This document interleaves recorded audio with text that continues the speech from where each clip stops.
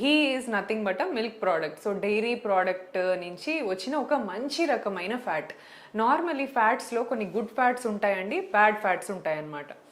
So ఇందులో నెయ్యి అనేది మన గుడ్ ఫ్యాట్ కిందికి తీసుకోవచ్చు. నెయ్యి కానీ బటర్ అంటే వెన్న అవనివ్వండి, ఇవన్నీ కూడా గుడ్ ఫ్యాట్స్ కిందికి వస్తాయి. సో గుడ్ ఫ్యాట్స్ బాడీకి చాలా ఇంపార్టెంట్ అండి.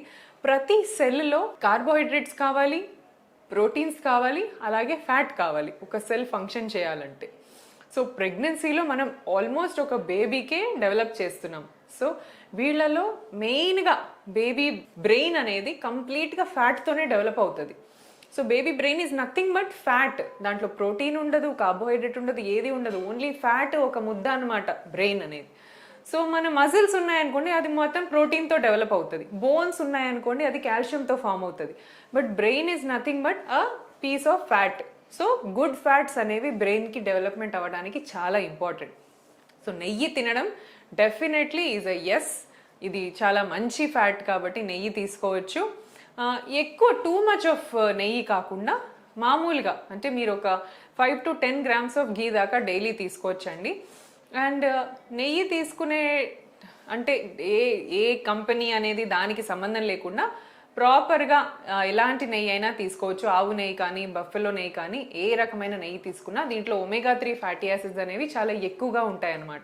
సో omega-3 ఫ్యాటీ యాసిడ్స్ మన షార్ప్నెస్, ఇంటెలిజెన్స్కి చాలా ఇంపార్టెంట్. సో బేబీస్ షార్ప్ అవ్వాలన్నా, ఇంటెలిజెంట్ అవ్వాలన్నా omega-3 ఫ్యాటీ యాసిడ్స్ చాలా హెల్ప్ చేస్తాయి.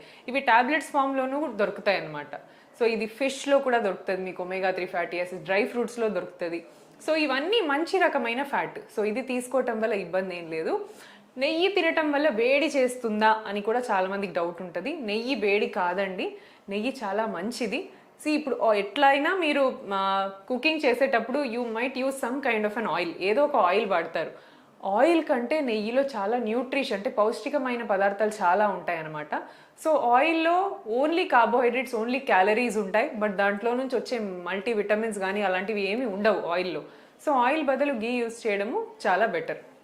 So ghee any time and any month of ప్రెగ్నెన్సీలో కూడా వాడచ్చు. ఓన్లీ ఫస్ట్ 3 months వాడాలి లేదా లాస్ట్ 3 monthsలో వాడాలి, ఇలా వాడకూడదు. నెయ్యి తింటే కాన్స్టిపేషన్ వస్తుందా, ఇవన్నీ మిత్స్ ఏనండి. చాలామంది మార్నింగ్ యాక్చువల్లీ వేడి వాటర్లో కానీ, వేడి జస్ట్ కాఫీ ఆర్ డికాక్షన్లో కానీ నెయ్యి వేసుకొని తీసుకుంటారు.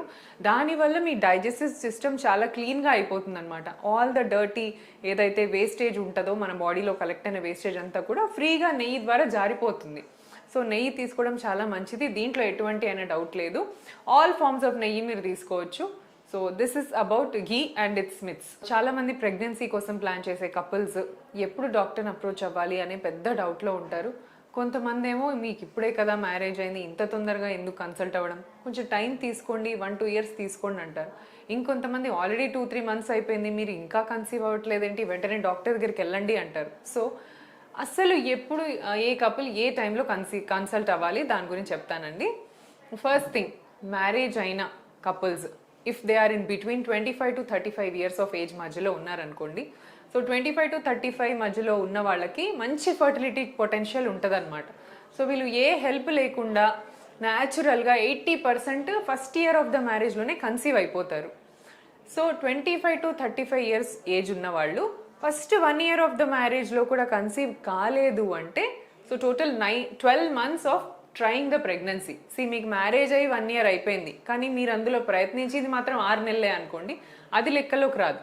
ప్రెగ్నెన్సీకి మీరు ఎవ్రీ మంత్ ప్రయత్నించి 12 months మీరు ట్రై చేశారు అయినా కూడా రావట్లేదంటే then is the time that you have to consult the doctor. So 12 months of trying for pregnancy without any result, అప్పుడు మీరు డాక్టర్ని ఖచ్చితంగా కన్సల్ట్ అవ్వాలి.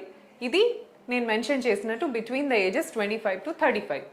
35 పైన పడ్డ వాళ్ళ సంగతి ఏంటి, ఆఫ్టర్ 35, 36 ఫర్టిలిటీ పొటెన్షియల్ తగ్గుతుంది. అంటే మనంతటా మనమే ప్రెగ్నెంట్ అయ్యే ఛాన్సెస్ కొంచెం తగ్గుతాయి. Because age related decline in the ovarian reserve and quality of the egg, quality of the sperm అన్నీ పడిపోవటం వల్ల 35 అబవ్ ఉన్న వాళ్ళు ఓన్లీ 6 months మాత్రమే న్యాచురల్గా మీరు ట్రై చేసి వెంటనే డాక్టర్ని అప్రోచ్ అయిపోవాలి. సో వీళ్ళ time limit is reduce to almost half. 35 to 38, 39 years ఉన్న వాళ్ళు only 6 months of natural pregnancy trying and then consulting the doctor.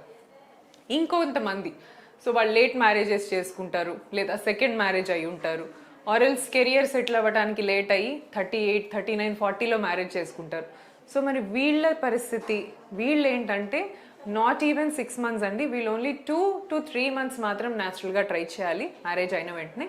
And ఇమీడియట్గా 2-3 monthsలో రిజల్ట్ రాలేదు అంటే డాక్టర్ ఆర్ ఇన్ఫర్టిలిటీ స్పెషలిస్ట్ని కన్సల్ట్ అవ్వాలి. బికాస్ 40-35 పైన ఉన్న గ్రూప్లో ప్రెగ్నెన్సీ ప్లాన్ చేయడము లేదా ట్రీట్మెంట్స్ ఇవ్వటం అనేది చాలా డిఫికల్ట్ అనమాట. మనం ఎంత మంచి ట్రీట్మెంట్ ఇచ్చినా కూడా బాడీ ఎగ్ ఆ స్పర్మ్ రిసీవ్ చేసుకోవడము చాలా ప్రాబ్లంగా అనిపిస్తుంది. సో ఇలాంటి వాళ్ళు మెయిన్గా ఇన్ఫర్టిలిటీ ప్రాబ్లమ్స్తో సఫర్ అవుతున్నారు. అందుకని మీరు అర్లీగా అట్ ది అర్లియెస్ట్ డాక్టర్ని అప్రోచ్ అయితే మీరు ఆ గోల్డెన్ పీరియడ్ని మీరు మిస్ చేయకముందే మీకు డాక్టర్ అడ్వైజ్ ఇస్తారు. మీకు న్యాచురల్గా ట్రీట్మెంటే అవసరమైతే అదే ట్రై చేస్తారు, లేదా స్పర్మ్ కౌంట్ కొంచెం తక్కువ ఉన్న వాళ్ళకి ఐయుఐ ఆప్షన్స్ ఉన్నాయి.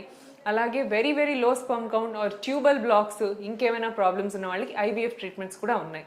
సో ఎనీ ఏజ్ గ్రూప్ నేను ఇందాక చెప్పిన టైం పీరియడ్ మీరు ట్రై చేసి అవ్వట్లేదంటే 1 month కూడా ఎక్స్ట్రా వేస్ట్ చేయకుండా డాక్టర్ని అప్రోచ్ అవ్వండి. జస్ట్ ఫర్ అన్ ఒపీనియన్, అసలు ఒపీనియన్ తీసుకోండి, ఒక స్కాన్ చేయించండి, మీ గర్భసంచి ఎలా ఉంది, ఎగ్స్ ఎన్ని ఉన్నాయి, అండ్ మేల్స్ కూడా జస్ట్ ఒక సెమెన్ అనాలిసిస్ చేయించుకొని చెక్ చేసుకోండి.